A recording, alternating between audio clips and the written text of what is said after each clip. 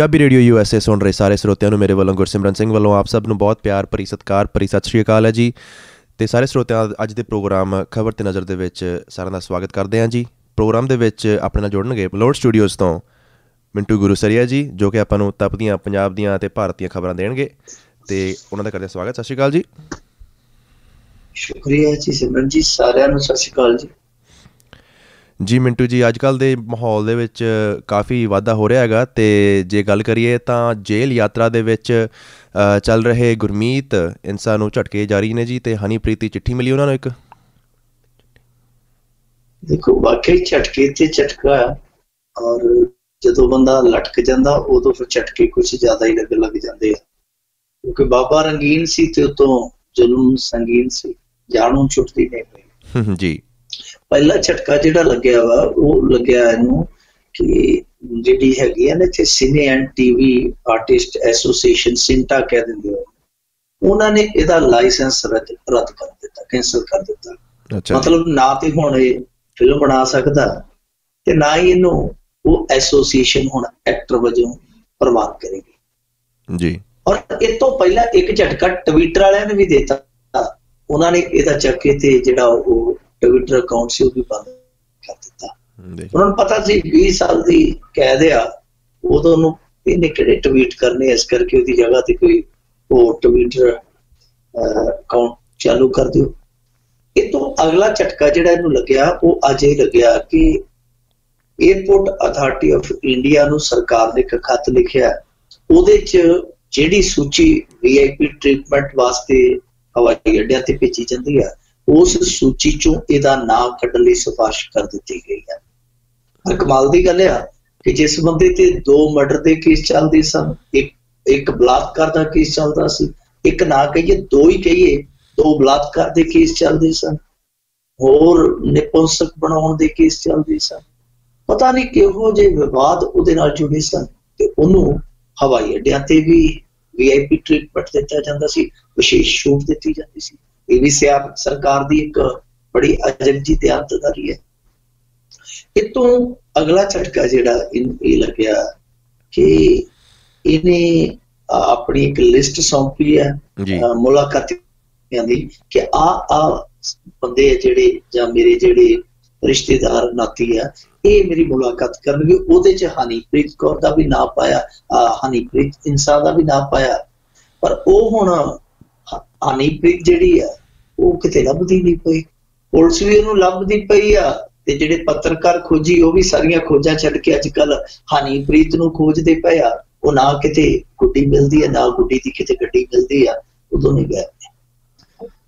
ਹੁਣ ਇਹ ਵੀ ਇਹਦੇ ਲਈ ਝਟਕਾ, ਕਿਉਂਕਿ ਪਹਿਲਾਂ ਤੇ ਇਹ ਉਹਨੂੰ ਜੇਲ੍ਹ ਦੇ ਵਿੱਚ ਨਾਲ ਰੱਖਣਾ ਚਾਹੁੰਦਾ ਸੀ, ਉਹ ਵੀ ਝਟਕਾ ਵੱਜਿਆ ਕਿ ਉਹਨਾਂ ਨੇ ਇਹਦੀ ਮੰਗ ਅਪ੍ਰਵਾਨ ਕਰ ਦਿੱਤੀ, ਸਵੀਕਾਰੀ ਨਹੀਂ। ਉੱਤੋਂ ਇਹਨੇ ਜਿਹੜੀ ਮੁਲਾਕਾਤੀਆਂ ਦੀ ਲਿਸਟ ਸੌਂਪੀ, ਉਹਦੇ ਵਿੱਚ ਵੀ ਇਹ ਪੰਗਾ ਕਿ ਜਿਹੜੀ ਹਨੀਪ੍ਰੀਤ ਆ ਉਹਦੇ ਤੇ ਆਪਦੇ ਵਾਰੰਟ ਦੀ ਕਲਿੱਪ ਹੈ ਦੇਸ਼ਦਰੋਹ ਦੇ ਕੇਸ ਦੇ ਵਿੱਚ। ਸੋ ਝਟਕੇ ਤੇ ਝਟਕਾ ਹੀ ਆ। ਉਦਾਂ ਇੱਕ ਚੀਜ਼ ਜਿਹੜੀ ਇਸ ਸਮੇਂ ਬੜੀ ਕਹਾਂਗਾ ਕਿ ਚਰਚਾ ਦਾ ਵਿਸ਼ਾ ਬਣੀ ਹੋਈ ਆ, ਉਹ ਇਹ ਆ ਕਿ ਇਹਦੀਆਂ ਫਿਲਮਾਂ ਬਾਰੇ ਵੀ ਖੁਲਾਸੇ ਹੁੰਦੇ ਆ ਕਿ ਜਿਹੜੀਆਂ ਫਿਲਮਾਂ ਬਣਾਉਂਦਾ ਸੀ ਅਸਲ ਦੇ ਵਿੱਚ ਇਹਦਾ ਮਕਸਦ ਐਂਟਰਟੇਨਮੈਂਟ ਘੱਟ, ਲੋਕਾਂ ਨੂੰ ਮੈਸੇਜ ਦੇਣਾ ਘੱਟ, ਆਪਣੇ ਆਪ ਨੂੰ ਚਮਕਾਉਣਾ ਤੇ ਆਪਣੇ ਕਾਲੇ ਧਨ ਨੂੰ ਚਿੱਟਾ ਸਫੈਦ ਬਣਾਉਣਾ ਇਹਦਾ ਮੰਤਵ ਜ਼ਿਆਦਾ ਸੀ ਜੀ। ਕਿਉਂਕਿ ਕੁਛ ਜਿਹੜੇ ਫਿਲਮੀ ਮਾਹਰ ਨੇ, ਸਮੀਖਿਅਕ ਨੇ, ਉਹ ਦੱਸਦੇ ਆ ਕਿ ਇਹਦੀ ਜਿਹੜੀ ਫਿਲਮ ਦੀ ਕਮਾਈ ਸੀ, ਖਾਸ ਤੌਰ ਤੇ ਜਿਹੜੀ ਪਹਿਲੀ ਫਿਲਮ ਦੀ ਕਮਾਈ ਸੀਗੀ, ਉਹ ਇਹਦੀ ਜਿੰਨੀ ਲਾਗਤ ਸੀ ਉਹ ਤੋਂ ਤਕਰੀਬਨ ਅੱਧੀ ਸੀ। ਹੁਣ ਏਡਾ ਵੱਡਾ ਘਾਟਾ ਪੈ ਜਾਵੇ, ਉਸ ਤੋਂ ਬਾਅਦ ਜਿਹੜੀਆਂ ਨੇ 3-4 ਹੋਰ ਫਿਲਮਾਂ ਬਣਾਈਆਂ, ਇੱਕਾ ਦੁੱਕਾ ਨੂੰ ਛੱਡ ਕੇ ਬਹੁਤੀਆਂ ਫਿਲਮਾਂ ਇਹਦੀਆਂ ਜਿਹੜੀਆਂ ਉਹ ਕਿਸੇ ਨੇ ਵੇਖੀਆਂ ਨਹੀਂ, ਸਵਾਏ ਇਹਦੇ ਆਪਦੇ ਪ੍ਰੇਮੀ ਲਾਣੇ ਤੋਂ ਜੀ। ਹੁਣ ਜਿਹੜੇ ਲੋਕ ਫਿਲਮ ਦੀ ਸਮੀਖਿਆ ਉਹ ਤੇ ਹੁਣ ਦੱਬੀ ਆਵਾਜ਼ ਦੇ ਵਿੱਚ ਕਹਿੰਦੇ ਆ, ਕਿਉਂਕਿ ਉਹ ਤੇ ਸਿਰਫ ਫਿਲਮ ਦੀ ਸਮੀਖਿਆ ਕਰ ਸਕਦੇ ਆ। ਸਮੀਖਿਆ ਦਾ ਪਤਾ ਹੀ ਹੈ ਕਿ ਸਮੀਖਿਆ ਤਾਂ ਵੈਸੇ ਕਰਨ ਦੀ ਲੋੜ ਹੀ ਨਹੀਂ, ਜਿਹੜੀ ਫਿਲਮ ਦੇ ਵਿੱਚ ਇਹ ਆ ਗਿਆ ਉਹਦੀ ਸਮੀਖਿਆ ਆਪਣੇ ਆਪ ਹੀ ਹੋ ਜਾਂਦੀ, ਕੋਈ ਕਿਸ ਤਰ੍ਹਾਂ ਦੀ ਫਿਲਮ ਹੋਊਗੀ। ਪਰ ਉਹ ਤੇ ਦੱਬੀ ਆਵਾਜ਼ ਦੇ ਵਿੱਚ ਕਹਿੰਦੇ ਆ ਕਿ ਵਾਰ-ਵਾਰ ਇਹ ਫਿਲਮਾਂ ਕਿਉਂ ਬਣਾ ਰਿਹਾ ਸੀ, ਪਰ ਲੋਕ ਇਸ ਗੱਲ ਨੂੰ ਮੰਨ ਕੇ ਚੱਲਦੇ ਪਏ ਆ ਕਿ ਫਿਲਮਾਂ ਦੇ ਜ਼ਰੀਏ ਇਹ ਕਾਲਾ ਧਨ ਜਿਹੜਾ ਵਾਈਟ ਕੀਤਾ ਜਾਂਦਾ ਸੀ, ਕਿਉਂਕਿ ਇਹ ਤੇ ਦੱਸਦੇ ਹੁੰਦੇ ਸੀ ਕਿ ਸਾਡੀ ਫਿਲਮ ਨੇ ਆਹ ਰਿਕਾਰਡ ਤੋੜਤਾ, ਇੰਨੇ 100 ਦੀ ਕਰੋੜ ਦੀ ਕਮਾਈ ਕਰ ਲਈ, ਇੰਨੇ 100 ਦੀ ਕਰੋੜ ਦੀ ਕਮਾਈ ਕਰ ਲਈ। ਸੋ ਸਾਰੀਆਂ ਚੀਜ਼ਾਂ ਜਿਹੜੀਆਂ ਹੁਣ ਵਾਰੀ-ਵਾਰੀ ਨਿਕਲ ਕੇ ਸਾਹਮਣੇ ਆਉਂਦੀਆਂ, ਜਿਹੜੀਆਂ ਵੀ ਨਿਕਲ ਕੇ ਸਾਹਮਣੇ ਆਉਂਦੀਆਂ ਹੈਰਾਨ ਕਰਦੀਆਂ। ਉਹਦਾ ਹੁਣ ਇਹਦਾ ਬਹੁਤਾ ਜਿਹੜਾ ਵਕਾਰ ਸੀਗਾ, ਵਰਚਸਵ ਸੀਗਾ, ਉਹ ਜਾਪਦਾ ਨਹੀਂ ਕਿ ਹੁਣ ਬਹੁਤਾ ਪ੍ਰਭਾਵਸ਼ਾਲੀ ਰਹੇਗਾ। ਹਰੇਕ ਥਾਂ ਤੋਂ ਐਲਾਨਤਾਂ ਦੇ, ਹਰੇਕ ਥਾਂ ਤੋਂ ਹੀ ਇਹਦੇ ਜਿਹੜੇ ਚੇਲੇ ਆ ਉਹ ਵੀ ਇਹਨੂੰ ਹੁਣ ਬਹੁਤ ਫਟਕਾਰਾਂ ਪਾਉਂਦੇ ਪਏ ਆ। ਹਰੇਕ ਥਾਂ ਤੋਂ ਹੀ ਇਹ ਫਿੱਕਾ ਪੈਂਦਾ ਨਜ਼ਰ ਆਉਂਦਾ ਹੈ।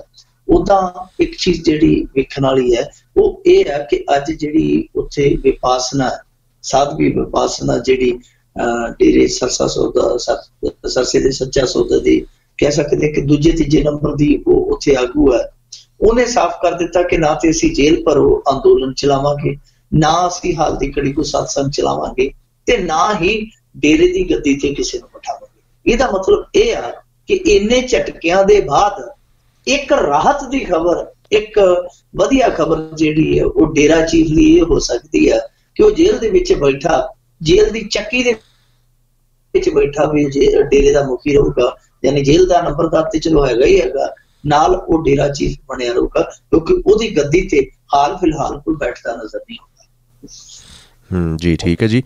ਤੇ ਹੁਣ ਪ੍ਰਧਾਨ ਮੰਤਰੀ ਵੱਲੋਂ ਸਦਨ 'ਚ ਦਿੱਤੀ ਜਾਣਕਾਰੀ ਵੀ ਹੋਈ ਅੰਕੜਿਆਂ ਦੇ ਵਖਰੇਵੇਂ ਦੇ ਸ਼ਿਕਾਰ, ਇਹਦਾ ਕੀ ਮਤਲਬ ਹੈ? ਦੇਖੋ, ਪ੍ਰਧਾਨ ਮੰਤਰੀ ਜੋ ਵੀ ਅੰਕੜੇ ਪੇਸ਼ ਕਰਦਾ, ਉਹਨਾਂ ਅੰਕੜਿਆਂ ਤੋਂ ਗਾਂਹ ਕਈ ਹੋਰ ਅੰਕੜਿਆਂ ਦੀਆਂ ਕਹਾਣੀਆਂ ਬਣ ਜਾਂਦੀਆਂ।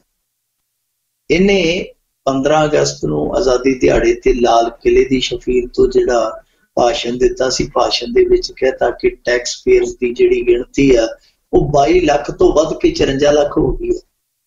ਤੇ ਉਹ ਤੋਂ 2 ਦਿਨ ਪਹਿਲਾਂ, 3 ਦਿਨ ਪਹਿਲਾਂ ਇੱਕ ਸਰਕਾਰੀ ਡਾਟਾ ਰਿਲੀਜ਼ ਹੋਇਆ ਸੀ, ਉਹਦੇ ਚ ਗਿਣਤੀ ਦੱਸੀ ਗਈ ਸੀ 33 ਲੱਖ ਦੀ, 33 ਲੱਖ ਟੈਕਸ ਪੇਅਰਸ ਹੈ।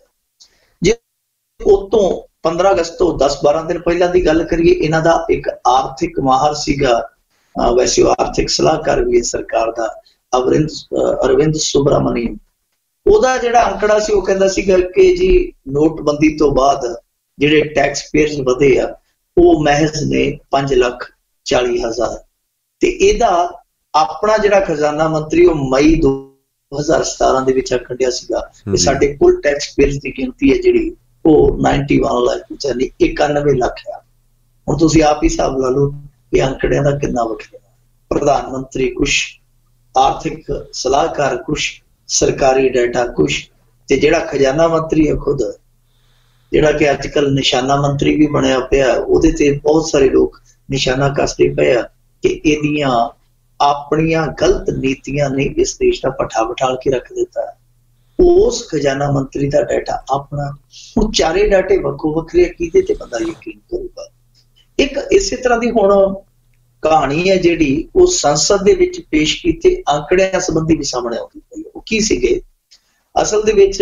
ਇਹਨਾਂ ਨੇ ਮੇਰੇ ਖਿਆਲ ਦੇ ਨਾਲ ਫਰਵਰੀ 2017 ਦੇ ਵਿੱਚ ਸਦਨ ਦੇ ਅੰਦਰ ਇਹ ਗੱਲ ਕਹੀ ਸੀਗੀ ਕਿ ਜੋ ਅਸੀਂ ਡਿਜੀਟਲਾਈਜੇਸ਼ਨ ਕੀਤਾ, ਜੋ ਅਸੀਂ ਰਾਸ਼ਨ ਕਾਰਡ ਨੂੰ ਜੋੜਿਆ ਆਧਾਰ ਕਾਰਡ ਵਗੈਰਾ ਦੇ ਨਾਲ ਜੀ, ਉਹਦੇ ਨਾਲ ਕੀ ਹੋਇਆ ਹੈ ਕਿ 3 ਕਰੋੜ ਤੋਂ ਉੱਤੇ ਦੇ ਯਾਨੀ ਜਿਹੜੇ ਫਰਜ਼ੀ ਰਾਸ਼ਨ ਕਾਰਡ ਆ, 2 ਕਰੋੜ 33 ਲੱਖ ਜਿਹੜੇ ਫਰਜ਼ੀ ਰਾਸ਼ਨ ਕਾਰਡ ਆ ਉਹ ਅਸੀਂ ਫੜ ਲਏ ਆ।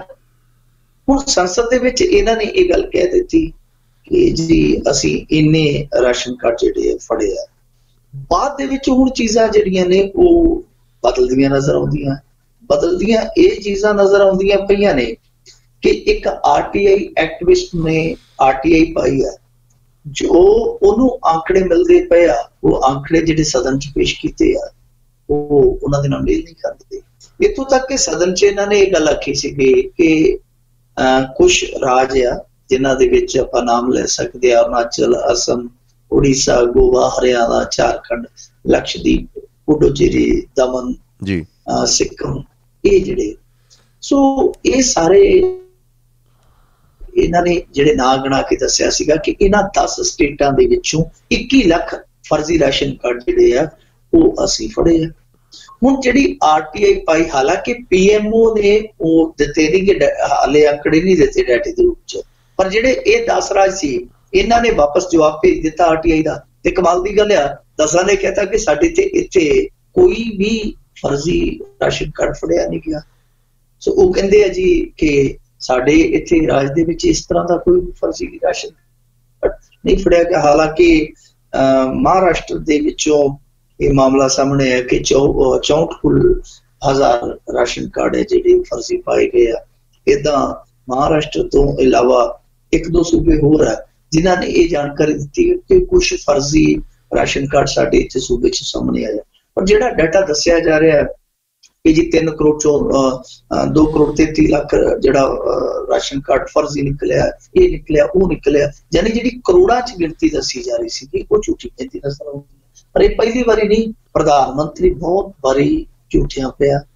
ਇੱਥੋਂ ਤੱਕ ਝੂਠਿਆ ਪਿਆ ਕਿ ਨੋਟਬੰਦੀ ਦੇ ਮਾਮਲੇ 'ਚ ਇਹਨੇ ਕਿਹਾ ਸੀਗਾ ਕਿ ਮੈਨੂੰ 50 ਦਿਨ ਦੇ ਦਿਓ, ਜੇ ਮੈਂ ਤੁਹਾਡੀਆਂ ਉਮੀਦਾਂ ਤੇ ਖਰਾ ਨਹੀਂ ਉਤਰਦਾ ਤੇ ਚੁਰਾਏ 'ਚ ਮੈਂ ਖੜ ਜਾਊਂਗਾ, ਦੇਸ਼ ਮੈਨੂੰ ਜਿਹੜੀ ਵੀ ਸਜ਼ਾ ਦੇਣੀ ਚਾਹੇ ਉਹ ਸਜ਼ਾ ਦੇ ਸਕਦਾ। ਤੇ ਹੋਇਆ ਕੀ ਸੀ, 50 ਦਿਨ ਤੇ ਪੋਟਿਆਂ ਤੇ ਗਿਣਦਿਆਂ ਲੋਕਾਂ ਦੇ ਲੰਘ ਗਏ ਕਿ ਚਲੋ ਆ 50ਵੇਂ ਦਿਨ ਜਾਨ ਸੁਖਾਲੀ ਹੋ ਜਾਊ, ਆ ਬਸ ਇੰਨੇ ਰਹਿ ਗਏ 50 ਤੋਂ ਬਾਅਦ 100 ਦਿਨ ਵੀ ਹੋ ਗਿਆ।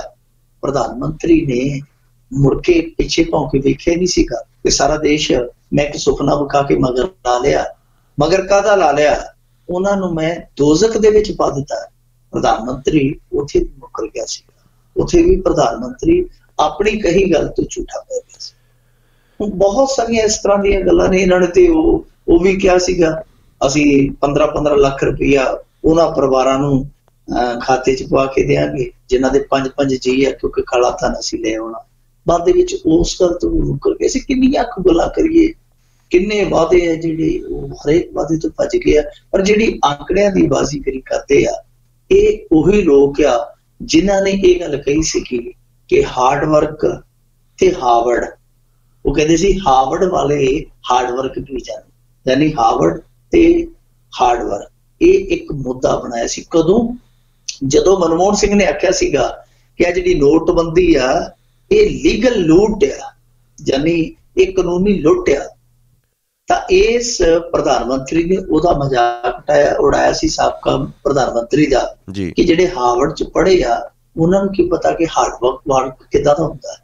ਉਹ ਐਸਾ ਹਾਰਡ ਵਰਕ ਸਾਹਮਣੇ ਆਇਆ ਇਸ ਦੇਸ਼ ਦੇ ਕਿ ਅੱਜ ਜਿਹੜੀ ਭਵਿੱਖਬਾਣੀ ਮਨਮੋਹਨ ਸਿੰਘ ਨੇ ਕੀਤੀ ਸੀ ਕਿ 2% GDP ਡਿੱਗ ਪੈਣੀ ਹੈ, ਉਹ ਸੱਚੀ ਹੋਈ ਹੈ। ਇਹ ਪ੍ਰਧਾਨ ਮੰਤਰੀ ਜਿਹੜਾ ਮੌਜੂਦਾ ਪ੍ਰਧਾਨ ਮੰਤਰੀ ਹੈ ਇਹ ਝੂਠਾ ਪੈ ਗਿਆ। ਫਿਰ ਉਸੇ ਗੱਲ ਤੋਂ ਇਹ ਮੰਨਣ 'ਚ ਨਹੀਂ ਸੀ ਆਉਂਦਾ ਕਿ ਨਹੀਂ ਜੀ ਇੱਥੇ ਜਿਹੜੇ ਹਾਰਵਰਡ ਦੇ ਪੜ੍ਹੇ ਆ ਉਹ ਝੂਠ ਬੋਲਦੇ, ਸਾਨੂੰ ਸਾਡੇ ਹਾਰਡ ਵਰਕ ਤੇ ਮਾਣਿਆ। ਉਸ ਹਾਰਡ ਵਰਕ ਨੇ ਐਸਾ ਵਕਤ ਪਾ ਦਿੱਤਾ ਕਿ ਨੋਟਬੰਦੀ 'ਚ ਨਿਕਲਿਆ ਕੱਖ ਨਹੀਂ, ਦੇਸ਼ ਦਾ ਬਹੁਤ ਵੱਡਾ ਨੁਕਸਾਨ ਹੋ ਗਿਆ। ਉੱਤੋਂ GDP ਵੀ ਹੈ ਜਿਹੜੀ ਉਹ ਵੀ ਡਿੱਗ ਪਈ ਹੈ, ਤੇ ਡਿੱਗੀ ਵੀ ਉਨੀ ਹੈ ਜਿੰਨੀ ਮਨਮੋਹਨ ਸਿੰਘ ਨੇ ਇਸ ਦੇਸ਼ ਨੂੰ ਭਵਿੱਖਬਾਣੀ ਕਰਕੇ ਦਿੱਤੀ ਸੀ। ਸੋ ਇਹ ਅੰਕੜਿਆਂ ਦਾ ਜਾਦੂਗਰ ਪ੍ਰਧਾਨ ਮੰਤਰੀ, ਸੁਪਨਿਆਂ ਦਾ ਜਾਦੂਗਰ ਪ੍ਰਧਾਨ ਮੰਤਰੀ, ਹਵਾਈ ਕਿਲੇ ਬਣਾਉਣ ਦਾ ਇਹ ਮਹਾਰਥੀ ਪ੍ਰਧਾਨ ਮੰਤਰੀ ਅੱਗੇ ਇਸ ਦੇਸ਼ ਨੂੰ ਪਤਾ ਨਹੀਂ ਕਿਹੜੇ ਮੁਕਾਮ ਦਿਖਾਏਗਾ। ਉਹ ਹੁਣ ਦੇਖਣ ਤੋਂ ਨਹੀਂ, ਸੋਚਣ ਤੋਂ ਡਰ ਲੱਗਣ ਲੱਗ ਪਿਆ ਕਿ ਪਤਾ ਨਹੀਂ ਕਿਹੜੇ ਮੁਕਾਮ ਹਾਲੇ ਪ੍ਰਧਾਨ ਮੰਤਰੀ ਨੇ ਆਪਣੇ ਇਸ ਰੌਸ਼ਨ ਦਿਮਾਗ ਦੇ ਵਿੱਚ ਸੋਚੇ ਹੋਏ ਆ। ਜੀ, ਤੇ ਅਗਲੀ ਖਬਰ ਹੈ ਜੀ ਕਿ ਬਜ਼ੁਰਗਾਂ ਦੀ ਹਾਲਾਤ ਸੰਬੰਧੀ ਜਿਹੜੀ ਜੀ ਸਰਬ ਉੱਚ ਅਦਾਲਤ ਹੈ ਉਹਨਾਂ ਨੇ ਰਾਜਾਂ ਤੋਂ ਜਾਣਕਾਰੀਆਂ ਮੰਗੀਆਂ।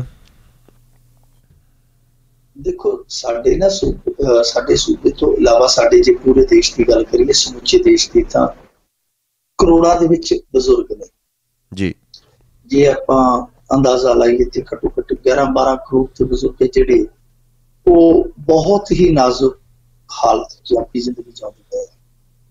ਇਹਨਾਂ ਬਜ਼ੁਰਗਾਂ ਦੀ ਲਾਈਫ ਨੂੰ ਲੈ ਕੇ ਔਰ ਉਹਨਾਂ ਦੇ ਸੰਘਰਸ਼ ਨੂੰ ਲੈ ਕੇ ਇੱਥੇ ਦੇ ਸਾਬਕਾ ਕੇਂਦਰੀ ਮੰਤਰੀ ਤੇ ਵਕੀਲ ਵੀ ਆ ਅਸ਼ਵਨੀ ਕੁਮਾਰ, ਉਹਨਾਂ ਨੇ ਸੁਪਰੀਮ ਕੋਰਟ 'ਚ ਪਟੀਸ਼ਨ ਪਾਈ ਸੀ। ਸੁਪਰੀਮ ਕੋਰਟ 'ਚ ਪਟੀਸ਼ਨ ਪਾਈ, ਸੁਣਵਾਈ ਸ਼ੁਰੂ ਹੋ ਗਈ। ਹੁਣ ਸੁਪਰੀਮ ਕੋਰਟ ਨੇ ਕੇਂਦਰ ਨੂੰ ਨੋਟਿਸ ਕਰਕੇ ਸੱਦਿਆ ਕਿ ਆਓ ਜਵਾਬ ਦਿਓ। ਕੇਂਦਰ ਵਾਲੇ ਵੀ ਉੱਥੇ ਪਹੁੰਚ ਗਏ ਔਰ ਜਿਹੜਾ ਪਟੀਸ਼ਨ ਕਰਤਾ ਸੀ ਉੱਥੇ ਹੈ ਹੀ ਆਪ ਹੀ ਵਕੀਲ ਸੀਗਾ।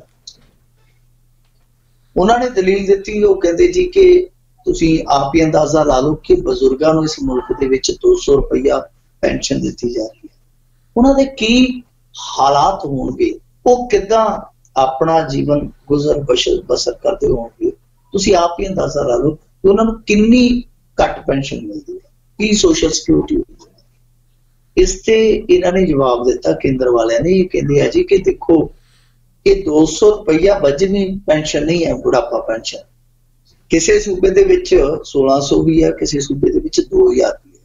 ਵੈਸੇ ਇਹਨਾਂ ਨੇ ਚਲਾਕੀ ਕੀਤੀ, ਇੱਥੇ 2 ਸੂਬੇ ਐਸੇ ਗਿਣਾ ਦਿੱਤੇ ਜਿਨ੍ਹਾਂ ਤੇ ਵਾਕਿਆ ਹੀ ਇਹ ਜਿਹੜੀ ਪੈਨਸ਼ਨ ਨਹੀਂ ਲਾਗੂ ਹੁੰਦੀ ਹੈ, ਪਰ ਉਹ ਬਹੁਤਾਤ ਸੂਬੇ ਛੱਡ ਦਿੱਤੇ ਜਿਨ੍ਹਾਂ ਦੇ ਵਿੱਚ 200, 400, 500 ਵਾਲਾ ਅੰਕੜਾ ਲਾਗੂ ਹੁੰਦਾ।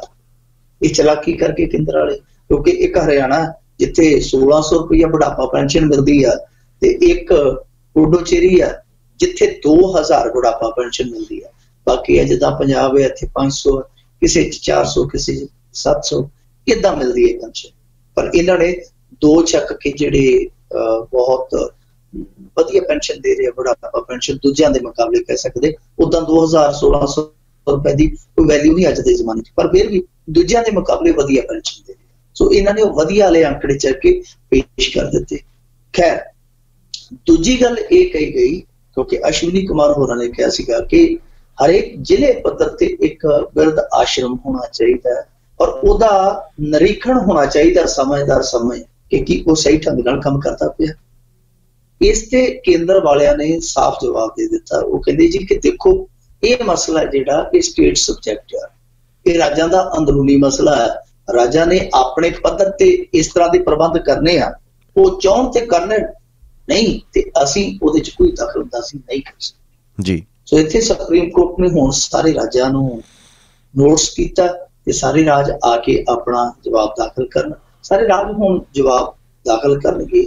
ਪਰ ਦੇਖੋ, ਜਿਸ ਦੇਸ਼ ਦੀ ਧਰਤੀ ਤੇ ਸਰਵਣ ਵਰਗੇ ਪੁੱਤਰ ਪੈਦਾ ਹੋਏ, ਅੱਜ ਸੁਪਰੀਮ ਕੋਰਟ ਦੇਸ਼ ਦੀ ਸਰਵਉੱਚ ਅਦਾਲਤ ਉਸ ਦੇਸ਼ ਦੇ ਵਿੱਚ ਹਰੇਕ ਜ਼ਿਲ੍ਹੇ ਦੇ ਵਿੱਚ ਇੱਕ ਬਿਰਧ ਆਸ਼ਰਮ ਬਣਾਉਣਾ ਸੋਚਦੀ ਪਈ ਹੈ ਕਿ ਹਰੇਕ ਜ਼ਿਲ੍ਹੇ ਦੇ ਵਿੱਚ ਇੱਕ ਬਿਰਧ ਆਸ਼ਰਮ। ਇਹ ਮੇਰੇ ਖਿਆਲ ਦੇ ਨਾਲ ਤਰੱਕੀ ਦਾ ਪੈਮਾਨਾ ਨਹੀਂ ਹੋ ਸਕਦਾ, ਇਹਨੂੰ ਅਸੀਂ ਤਰੱਕੀ ਨਹੀਂ ਕਹਿ ਸਕਦੇ। ਇਹ ਸਾਡੇ ਸਮਾਜ ਦੇ ਗਰਕਣ ਦੀ ਨਿਸ਼ਾਨੀ, ਔਰ ਗਰਕਣ ਦੀ ਨਿਸ਼ਾਨੀ ਇਹ ਆ ਕਿ ਇੱਥੇ ਗਾਣੇ ਵੀ ਅੱਜ ਕੱਲ੍ਹ ਗਾਉਣ ਲੱਗ ਪਿਆ ਗਾਇਕ।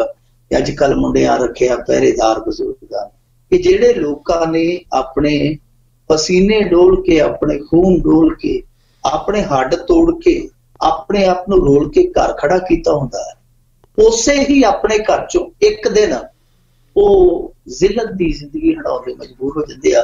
ਜ਼ਿੰਦਗੀ ਹੰਡਾਉਣ ਲਈ ਨਹੀਂ, ਕਈ ਵਾਰੀ ਜ਼ਿੰਦਗੀ ਲਗਾਉਣ ਲਈ ਉਹ ਘਰ ਤੋਂ ਵੀ ਪਰਾਏ ਹੋ ਜਾਂਦੇ, ਉਹਨਾਂ ਨੂੰ ਠੁੱਡ ਮਾਰ ਕੇ ਘਰ ਚੋਂ ਵੀ ਕੱਢ ਦਿੱਤਾ ਜਾਂਦਾ। ਸੋ ਇਹ ਸਾਡੇ ਇਸ ਬਦਲੇ ਸੱਭਿਆਚਾਰ, ਬਦਲੇ ਸਮਾਜ ਦਾ ਇੱਕ ਉਹ ਘਿਨਾਉਣਾ ਰੂਪ ਹੈ, ਜਿਸ ਘਿਨਾਉਣੇ ਰੂਪ ਤੋਂ ਕਦੇ ਸਾਡੇ ਲੋਕ ਸੋਚ ਕੇ ਵੀ ਘਬਰਾ ਜਾਂਦੇ ਸਨ, ਸੋਚ ਕੇ ਵੀ ਉਹਨਾਂ ਨੂੰ ਚਿਤਵਨੀ ਲੱਗ ਜਾਂਦੀ ਸੀ ਕਿ ਇਸ ਤਰ੍ਹਾਂ ਵੀ ਕਦੇ ਕੋਈ ਟਾਈਮ ਆ ਸਕਦਾ। ਪਰ ਜੋ ਟਾਈਮ ਆਇਆ ਹੀ ਨਹੀਂ, ਅਰਬਨ ਸੁਸਾਇਟੀ ਨੇ ਇਸ ਟਾਈਮ ਨੂੰ ਅਡਾਪਟ ਵੀ ਕਰ ਲਿਆ, ਗ੍ਰਹਿਣ ਵੀ ਕਰ ਲਿਆ। ਬਹੁਤ ਸਾਰੇ ਵੱਡੇ ਘਰਾਂ ਦੇ, ਸ਼ਾਹੀ ਘਰਾਂ ਦੇ ਜਿਹੜੇ ਬਜ਼ੁਰਗ ਆ, ਉਹ ਤੁਹਾਨੂੰ ਆਸ਼ਰਮਾਂ 'ਚ ਦਿਨ ਇਕੱਠੀਆਂ ਕਰਦੇ ਮਿਲ ਜਾਂਦੇ। ਸੋ ਇਹ ਇਸ ਸਮਾਜ ਦੀ ਬੜੀ ਬਦਸੂਰਤ ਤਸਵੀਰ ਹੈ। ਪਰ ਅਫਸੋਸ ਦੀ ਗੱਲ ਹੈ ਕਿ ਹੁਣ ਜ਼ਿਲ੍ਹੇ ਪੱਧਰ ਤੇ ਵੀ ਤੁਹਾਨੂੰ ਬਿਰਧ ਆਸ਼ਰਮ ਆਉਣ ਵਾਲੇ ਸਮੇਂ 'ਚ ਵੇਖਣ ਨੂੰ ਮਿਲ ਸਕਦਾ। ਜੀ, ਬਹੁਤ ਬਹੁਤ ਧੰਨਵਾਦ ਜੀ। ਤੇ ਪਤਾ ਲੱਗਿਆ ਕਿ ਸਮੇਂ ਦੀ ਵੰਡ ਨੂੰ ਲੈ ਕੇ ਢਾਡੀ ਜਥੇ ਹੋਏ ਆਮੋ ਸਾਹਮਣੇ। ਅਸੀਂ ਸੁਣਦੇ ਹੁੰਦੇ ਸਾਂ ਕਿ ਢਾਡੀਆਂ ਦਾ ਕੰਮ ਹੈ ਜੋਸ਼ ਦੇਣਾ, ਲੜਨਾ ਫੌਜੀਆਂ ਨੇ ਹੁੰਦਾ, ਲੜਨਾ ਲੋਕਾਂ ਨੇ ਹੁੰਦਾ। ਪਰ ਇੱਥੇ ਢਾਡੀ ਆਪੋ ਵਿੱਚ ਦੀ ਆਡਾ ਲਾਈ ਬੈਠੇ ਆ। ਇਹ ਕਿਤੇ ਹੋਰ ਨਹੀਂ ਹੋ ਰਿਹਾ, ਇਹ ਹੋ ਰਿਹਾ ਅਕਾਲ ਤਖਤ ਤੇ। ਜਦੋਂ ਤੁਸੀਂ ਜਾਂਦੇ ਹੋ ਤੇ ਬਹੁਤ ਵਾਰੀ ਵੇਖਿਆ ਵੀ ਹੋਊਗਾ ਕਿ ਉੱਥੇ ਢਾਡੀ 12 ਅੰਗ ਹੁੰਦੇ। ਇਹ ਉੱਥੇ ਅਕਾਲ ਤਖਤ ਤੇ ਸਮੇਂ ਨੂੰ ਲੈ ਕੇ ਕਿ ਕਿਹੜੇ ਜਥੇ ਨੂੰ ਕਿੰਨਾ ਸਮਾਂ ਮਿਲਣਾ, ਉਸ ਸਮੇਂ ਕਰਕੇ ਆਪਸ ਦੇ ਵਿੱਚ ਇਹ ਝਗੜ ਪਿਆ। ਦਰਅਸਲ ਪੰਗਾ ਕੀ ਹੈ ਕਿ ਇੱਥੇ 2 ਜਥੇ ਆ ਢਾਡੀਆਂ ਦੇ। ਇੱਕ ਤੇ ਹੈਗਾ ਬਲਦੇਵ ਸਿੰਘ ਐਮਏ ਦਾ, ਉਹ ਧੜਾ, ਉਹ ਕਲੇਮ ਕਰਦਾ ਕਿ ਮੇਰੇ ਨਾਲ 25-30 ਦੇ ਕਰੀਬ ਜਥੇ ਆ ਢਾਡੀਆਂ ਦੇ। ਦੂਜੇ ਪਾਸੇ ਇੱਕ ਹੋਰ ਢਾਡੀ ਜਥਾ ਹੈ, ਉਹ ਹੈ ਮੀਰੀ ਪੀਰੀ ਸ਼੍ਰੋਮਣੀ ਢਾਡੀ ਜਥਾ। ਉਹ ਕਹਿੰਦੇ ਜੀ ਕਿ ਸਾਡੇ ਕੋਲ ਵੀ 20-25 ਆ, ਪਰ ਜਿਹੜੇ ਬਲਦੇਵ ਸਿੰਘ MA ਹੋਰੀ ਆ ਉਹ ਕਹਿੰਦੇ ਨਹੀਂ ਜੀ ਇਹਨਾਂ ਕੋਲ 10 ਕੁ ਜਥਿਆਂ ਦਾ ਧੜਾ, ਸਾਡੇ ਕੋਲ 25 ਤੋਂ 30 ਦਾ। ਉਹ ਕਹਿੰਦੇ ਕਿ ਅਸੀਂ 25 ਤੇ 30 ਦੇ ਜਥੇ ਵਾਲੇ ਆ ਜਿਹੜੇ, ਸਾਨੂੰ ਸਮਾਂ ਘੱਟ ਦਿੱਤਾ ਜਾ ਰਿਹਾ, ਮੇਰੀ ਪੀਰੀ ਢਾਡੀ ਜਥੇ ਵਾਲੇ ਨੂੰ ਸਮਾਂ ਜ਼ਿਆਦਾ ਦਿੱਤਾ ਜਾ ਰਿਹਾ, ਉਸ ਧੜੇ ਨੂੰ ਜ਼ਿਆਦਾ ਸਮਾਂ ਦਿੱਤਾ ਜਾ ਰਿਹਾ। ਸੋ ਇਹਨਾਂ ਨੇ ਹੁਣ ਇੱਥੋਂ ਤੱਕ ਐਲਾਨ ਕਰ ਦਿੱਤਾ ਕਿ ਜੇ ਤੇ ਸਾਡੀ ਮੰਗ ਜਿਹੜੀ ਹੈ 2 ਸਤੰਬਰ ਦੁਪਹਿਰ 12 ਵਜੇ ਤੱਕ, ਯਾਨੀ ਅੱਜ ਤੱਕ ਦਾ ਅਲਟੀਮੇਟਮ ਸੀ, ਜੇ ਤੇ ਸਾਡੀ ਮੰਗ ਮੰਨ ਲਈ ਗਈ, ਇਸ ਸਮੇਂ ਨੂੰ ਦਰੁਸਤ ਕਰ ਦਿੱਤਾ ਗਿਆ ਤੇ ਠੀਕ ਆ, ਨਹੀਂ ਤੇ ਫਿਰ 4 ਸਤੰਬਰ ਨੂੰ ਅਸੀਂ ਮਰਨ ਵਰਤ ਤੇ ਬੈਠ ਜਾਵਾਂਗੇ। ਦੇਖੋ ਅਸੀਂ ਪਿਛਲੇ ਦਿਨਾਂ 'ਚ ਇੱਕ ਚੀਜ਼ ਇੱਥੇ ਦੇਖੀ ਸੀ ਕਿ ਉਹ ਸੀਗੀ ਕਿ ਪਾਠੀ ਸਿੰਘਾਂ ਨੇ ਇੱਥੇ ਹੜਤਾਲ ਕਰ ਦਿੱਤੀ ਸੀ। ਪ੍ਰਕਰਮਾਂ ਦੇ ਵਿੱਚ ਪਹਿਲੀ ਵਾਰੀ ਸ਼ਾਇਦ ਇਤਿਹਾਸ 'ਚ ਹੋਇਆ ਸੀਗਾ ਕਿ ਪਾਠੀਆਂ ਨੇ ਨਾਅਰੇਬਾਜ਼ੀ ਕੀਤੀ ਸੀ, ਮੁਰਦਾਬਾਦ ਦੇ ਨਾਅਰੇ ਲਾਏ ਸੀ। ਇੱਥੋਂ ਤੱਕ ਵੀ ਹੋਇਆ ਕਿ ਸੁਖਬੀਰ ਸਿੰਘ ਬਾਦਲ ਹੋਰਾਂ ਦਾ ਅਖੰਡ ਪਾਠ ਸਾਹਿਬ ਪ੍ਰਾਰੰਭ ਹੀ ਨਹੀਂ ਹੋਇਆ। ਇਹ ਸਭ ਕੁਛ ਹੋਇਆ ਜੀ। ਉਸ ਤੋਂ ਬਾਅਦ ਜਦੋਂ ਬਹੁਤ ਜ਼ਿਆਦਾ ਰੌਲਾ ਪਿਆ, ਲੋਕਾਂ ਨੇ ਵੀ ਤੋਏ ਕੀਤੀ ਕਿ ਕੀ ਕਰਦੇ ਪਏ ਹੋ ਤੁਸੀਂ, ਜੇ ਪਾਰਟੀਆਂ ਦੀਆਂ ਮੰਗਾਂ ਨੇ ਉਹ ਤੁਹਾਡੇ ਮੁਲਾਜ਼ਮ ਨੇ, ਗੁਰੂ ਘਰ ਦੇ ਸੇਵਾਦਾਰ ਨੇ, ਜਿਹੜੀਆਂ ਉਹਨਾਂ ਦੀਆਂ ਸਮੱਸਿਆਵਾਂ, ਉਹਨਾਂ ਸਮੱਸਿਆਵਾਂ ਦਾ ਹੱਲ ਕੀਤਾ ਜਾਵੇ। ਜਦੋਂ ਚਾਰੇ ਪਾਸਿਓਂ ਲੋਕਾਂ ਨੇ ਲਾਹਨਤਾਂ ਪਾਈਆਂ, ਫਟਕਾਰਾਂ ਪਾਈਆਂ, ਉਦੋਂ ਜਾ ਕੇ ਕਿਤੇ ਸ਼੍ਰੋਮਣੀ ਕਮੇਟੀ ਜਾਗੀ ਕਿ ਮਸਲਾ ਹੱਲ ਨਹੀਂ ਹੋ ਗਿਆ। ਹੁਣ ਇਹ ਮਸਲਾ ਵੀ ਪਿਛਲੇ ਕਈ ਦਿਨਾਂ ਤੋਂ ਭਖਦਾ ਪਿਆ, ਅਖਬਾਰਾਂ 'ਚ ਬਿਆਨਬਾਜ਼ੀ ਹੋ ਰਹੀ ਹੈ, ਇਲਜ਼ਾਮ ਸਿੱਧੇ ਤੌਰ ਤੇ ਫਿਰ ਇਹਨਾਂ ਤੇ ਲੱਗਦੇ ਪਏ ਆ ਜਿਹੜੇ ਵੱਡੇ ਅਹੁਦਿਆਂ ਤੇ ਬੈਠੇ ਆ ਕਿ ਇਹ ਇੱਕ ਧੜੇ ਦਾ ਖਾਸ ਤੌਰ ਤੇ ਪੱਖ ਪੂਰਦੇ ਪਏ ਆ, ਤੇ ਬਿਲਕੁਲ ਸਥਿਤੀਆਂ ਉਹੋ ਜਿਹੀਆਂ ਬਣਦੀਆਂ ਪਈਆਂ ਜਿਹੜੀਆਂ ਪਾਠੀ ਸਿੰਘਾਂ ਵਾਲੀ ਹੜਤਾਲ ਦੇ ਪ੍ਰਕਰਨ ਵਿੱਚ ਬਣੀਆਂ ਸਨ। ਸੋ ਇਹ ਨੌਬਤ ਜੇ ਮਰਨ ਵਰਤ ਤੱਕ ਪਹੁੰਚ ਜਾਂਦੀ ਹੈ, ਸਾਡੀ ਜਥੇ ਇਸ ਤਰ੍ਹਾਂ ਇੱਕ ਮਰਨ ਵਰਤ ਤੇ ਬੈਠੂਗਾ ਤੇ ਹੋ ਸਕਦਾ ਉਹਦੇ ਬਰੋਬਰ ਜਾ ਕੇ ਕੋਈ ਦੂਜਾ ਵੀ ਪੈ ਜੇ, ਦੂਜੇ ਧੜੇ ਵਾਲਾ ਵੀ ਪੈ ਜੇ। ਜੇ ਇਹ ਨੌਬਤਾਂ ਇਸ ਤਰ੍ਹਾਂ ਦੀਆਂ ਆਉਣ ਲੱਗ ਪਈਆਂ ਕਿ ਕਦੇ ਪਾਠੀ ਸਿੰਘ ਉੱਥੇ ਮੁਰਦਾਬਾਦ ਕਰਨਗੇ, ਕਦੇ ਢਾਡੀ ਜਥੇ ਮਰਨ ਵਰਤ ਤੇ ਬਹਿ ਜਾਣਗੇ, ਤੇ ਮੇਰੇ ਖਿਆਲ ਦੇ ਨਾਲ ਫਿਰ ਜਿਹੜਾ ਗੁਰੂ ਘਰਾਂ ਦਾ ਪ੍ਰਬੰਧ ਆ, ਉਸ ਪ੍ਰਬੰਧ ਤੇ ਜਿਹਦੇ ਤੇ ਅੱਗੇ ਹੀ ਬਹੁਤ ਸਵਾਲ ਉੱਠਦੇ ਆ, ਉਹਦੇ ਤੇ ਹੋਰ ਸਵਾਲ ਉੱਠਣ ਲੱਗ ਪਣਗੇ। ਇਹਨਾਂ ਨੂੰ ਚਾਹੀਦਾ ਹੈ ਕਿ ਕਿਸੇ ਦਾ ਪੱਖਪਾਤ ਕੀਤੇ ਬਿਨਾਂ, ਜਿਸ ਧੜੇ ਦੇ ਕੋਲ ਜ਼ਿਆਦਾ ਜਥੇ ਆ, ਜ਼ਾਹਰਾ ਜੀ ਗੱਲ ਆ ਕਿ ਉਹਨੂੰ ਜ਼ਿਆਦਾ ਸਮਾਂ ਦੇ, ਜਿਹਦੇ ਕੋਲ ਥੋੜੇ ਜਥੇ ਆ ਉਹਨੂੰ ਉਹਦੇ, ਇਹ ਨਹੀਂ ਮੈਂ ਕਹਿੰਦਾ ਕਿ ਕੱਟ ਕੇ ਸਮਾਂ ਦੇਣ, ਜੋ ਉਹਨੇ ਜਥਿਆਂ ਦੇ ਮੁਤਾਬਕ ਟਾਈਮ ਬਣਦਾ ਉਹਨੂੰ ਦੇ ਦਿੱਤਾ ਜਾਵੇ। ਪਰ ਅੱਜ ਜਿਵੇਂ ਬੱਸ ਅੱਡੇ ਦੇ ਵਿੱਚ ਹਾਕਰ ਨਹੀਂ ਲੜਦੇ ਹੁੰਦੇ, ਤੁਸੀਂ ਕਿਤੇ ਹਾਕਰ ਵੇਖੇ ਹੋਣੇ ਜਦੋਂ ਪੰਜਾਬ 'ਚ ਆਓ, ਉਹ ਸੀਟੀਆਂ ਜਿਹੀਆਂ ਮਾਰਦੇ ਹੁੰਦੇ ਆ, ਇੱਥੇ ਫਲਾਣੇ ਸ਼ਹਿਰ ਨੂੰ ਚੱਲੀ ਆ ਕੋਟ ਫਰੀਦਕੋਟ, ਉਹ ਆਪਣੀ ਬੱਸ ਜਿਹੜੀ ਹੁੰਦੀ ਆ, ਇੱਕ ਨੂੰ ਕਹਿੰਦੇ ਚੱਲ, ਦੂਜਾ ਆ ਕੇ ਟਾਈਮ ਕਢਾਉਣ ਲੱਗ ਜਾਂਦਾ, ਤੇ ਉਹ ਕਿਤੇ 1 ਮਿੰਟ ਲੇਟ ਹੋ ਜਾਣਾ ਤੇ ਇੱਕ ਦੂਜੇ ਦਾ ਗੁਲਾਮਾ ਫੜ ਲੈਂਦੇ ਕਿ ਤੇਰੀ ਬੱਸ 1 ਮਿੰਟ ਲੇਟ ਹੋ ਗਈ ਆ। ਸੋ ਉਹੀ ਗੱਲ ਇੱਥੇ ਬਣੀ ਪਈ ਆ ਕਿ ਹਾਕਰਾਂ ਵਾਂਗੂ ਜਿਵੇਂ ਬੱਸ ਅੱਡੇ ਤੇ ਹਾਕਰ ਲੜਦੇ ਆ, ਉਦਾਂ ਹੀ ਢਾਡੀ ਜਥੇ ਵੀ ਇੱਕ ਦੂਜੇ ਦੇ ਆਮੋ ਸਾਹਮਣੇ ਹੋਏ ਪਏ ਆ ਕਿ ਇਹਨੂੰ ਸਮਾਂ ਘੱਟ, ਮੈਨੂੰ ਸਮਾਂ ਘੱਟ, ਉਹ ਕਹਿੰਦਾ ਕਿ ਇਹਨੂੰ ਸਮਾਂ ਜ਼ਿਆਦਾ, ਮੈਨੂੰ ਸਮਾਂ ਘੱਟ। ਇਹ ਇਸ ਤਰ੍ਹਾਂ ਆਪੋ ਵਿੱਚ ਦੀ ਇਹ ਖੇਪਣ ਡਏ ਆ। ਇਹ ਨਵੇੜਾ ਕਰ ਦੇਣਾ ਚਾਹੀਦਾ, ਨਿਸਤਾਰਾ ਕਰ ਦੇਣਾ ਚਾਹੀਦਾ, ਨਹੀਂ ਤੇ ਫਿਰ ਜੇ ਪਾਰਟੀਆਂ ਵਾਲੀ ਨੌਬਤ ਆ ਗਈ ਤੇ ਨਮੋਸ਼ੀ ਫਿਰ ਅਖੀਰ ਨੂੰ ਇਹਨਾਂ ਨੂੰ ਚੱਲਣੀ ਪੈਣੀ ਆ। ਪਰ ਕੀ ਕਰੀਏ, ਇਹ ਵੀ ਬਦਕਿਸਮਤੀ ਦੀ ਗੱਲ ਆ ਕਿ ਮਹੀਨੇ 'ਚ ਜਿੰਨੀ ਵਾਰੀ ਇਹ 5-7 ਵਾਰੀ ਜਿਹੜੇ ਸਾਡੇ ਇਹ ਜਿਹੜੇ ਬੈਠੇ ਅਹੁਦੇਦਾਰ ਇਹ ਨਮੋਸ਼ੀ ਚੱਲਣਾ ਲੈਣਾ, ਉਹਨਾਂ ਚ ਇਹਨਾਂ ਨੂੰ ਵੀ ਚੰਗਾ ਟਾਈਮ ਪਾਸ ਨਹੀਂ ਹੁੰਦਾ। ਇਹ ਵੀ ਆਦਤ ਤੋਂ ਮਜਬੂਰ ਹੋ ਗਏ ਆ ਕਿ ਕਿਸੇ ਨਾ ਕਿਸੇ ਪਾਸੇ ਨਮੋਸ਼ੀ ਇਹਨਾਂ ਨੂੰ ਕੱਟਣੀ ਹੈ। ਸੋ ਢਾਡੀ ਜਥਿਆਂ ਦੀ ਜਿਹੜੀ ਗੱਲ ਆ ਬਹੁਤ ਜ਼ਿਆਦਾ ਲੋਕਾਂ 'ਚ ਚਰਚਾ ਬਟੋਰਦੀ ਪਈ ਆ ਕਿ ਢਾਡੀ ਹੈ ਜਿਹੜੇ ਉਹ ਕਿਤੇ ਆਪਣੀਆਂ ਸਰੰਗੀਆਂ ਛੱਡ ਕੇ ਡਾਂਗਾ ਨਾ ਫੜ ਲੈਣ। ਉਹ ਨੌਬਤ ਆਉਣ ਤੋਂ ਪਹਿਲਾਂ ਇਹਨਾਂ ਨੂੰ ਇਹ ਮਸਲਾ ਨਿਬੇੜ ਦੇਣਾ ਚਾਹੀਦਾ। ਬਿਲਕੁਲ ਜੀ, ਬਹੁਤ ਮਾੜੀ ਗੱਲ ਹੈ ਇੱਦਾਂ ਦੀ ਚੀਜ਼ ਸੁਣ ਕੇ ਵੀ ਜਿਹੜੇ ਲੋਕ ਰੋਲ ਮਾਡਲ ਹੁੰਦੇ ਨੇ ਆਪਣੇ ਸਮਾਜ ਦੇ, ਉਹੀ ਇੱਦਾਂ ਦੇ ਕੰਮਾਂ 'ਚ ਲੱਗੇ ਪਏ ਨੇਗੇ। ਪਰ ਖੈਰ ਜਿਹੜੀ ਅਗਲੀ ਖਬਰ ਹੈ ਜੀ ਉਸ ਵੱਲ ਵੱਧਦੇ ਆਂਗੇ ਤੇ ਪਤਾ ਲੱਗਿਆ ਕਿ ਸੈਰ ਸਪਾਟਾ ਵਿਭਾਗ ਦੇ ਸਾਬਕਾ ਡਾਇਰੈਕਟਰ ਨੂੰ ਵੀ ਘੇਰਿਆ ਸਿੱਧੂ ਨੇ।